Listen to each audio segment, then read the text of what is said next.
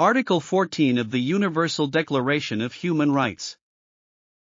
Everyone has the right to seek and to enjoy in other countries asylum from persecution. This right, the right to flee tyranny and live without fear, is the last hope for many fleeing despotism. And it is exactly this hope that the Chinese Communist Party, CCP, leader Xi Jinping is determined to destroy. In today's China, tyranny doesn't stop at the border. It travels. It hunts. It follows dissidents into exile, into foreign parliaments, into classrooms, and into bedrooms. The CCP, under the absolute rule of Xi Jinping, is executing the most sophisticated campaign of transnational repression in the modern world. And the rest of the world? Too often, they look the other way, willing to sell out basic human rights in exchange for cheap manufacturing and a fantasy of stability. The emperor's long arm, persecuting those who flee. Xi Jinping's dictatorship is not just one of surveillance, censorship, and arbitrary imprisonment.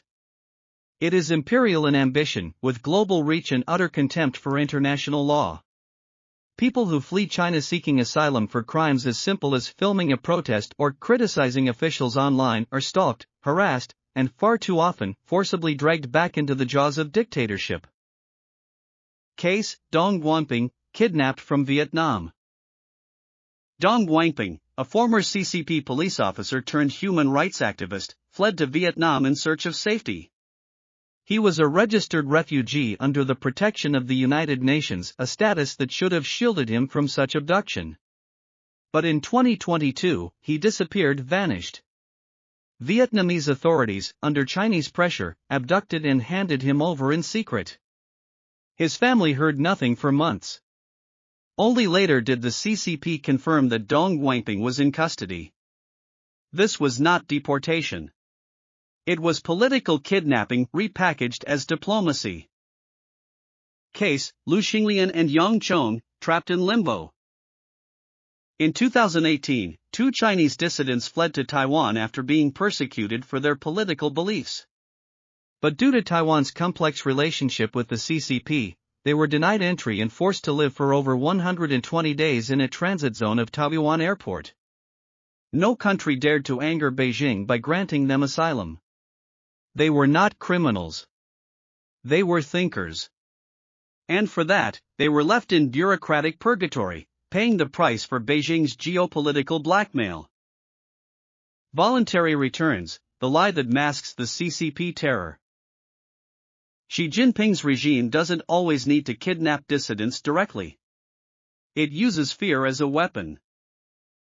In its Skynet and Fox Hunt operations, ostensibly anti-corruption efforts, the CCP has pressured over 10,000 people abroad to voluntarily return to China.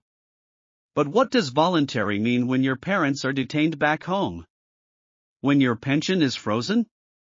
When your child is denied school registration unless you surrender? This isn't justice. This is state-sponsored terror with Chinese characteristics. And it's not happening in secret. The CCP proudly reports its success in coercing people back to face political persecution.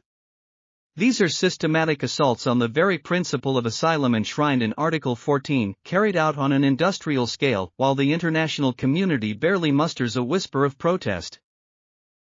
Xi Jinping, global architect of authoritarian reach. Xi Jinping is not content with ruling China. He wants to dominate all Chinese people, everywhere, and silence anyone who challenges the CCP's authority, no matter where they are on earth. Whether it is 1. Sending agents to intimidate students in Australian universities. 2. Opening illegal overseas police stations in cities like New York, Madrid, and Amsterdam. 3. Infiltrating Chinese community groups abroad and turning them into arms of surveillance. 4. Or threatening the families of exiles still living in China. Xi Jinping has built a transnational regime of fear, where borders mean nothing, and international law is a speed bump, not a boundary. The global cowardice that enables tyranny. What allows Xi Jinping's regime to get away with these violations of Article 14 is not just its ruthlessness, but the cowardice of democratic governments who let it happen. Governments that prioritize trade over human rights.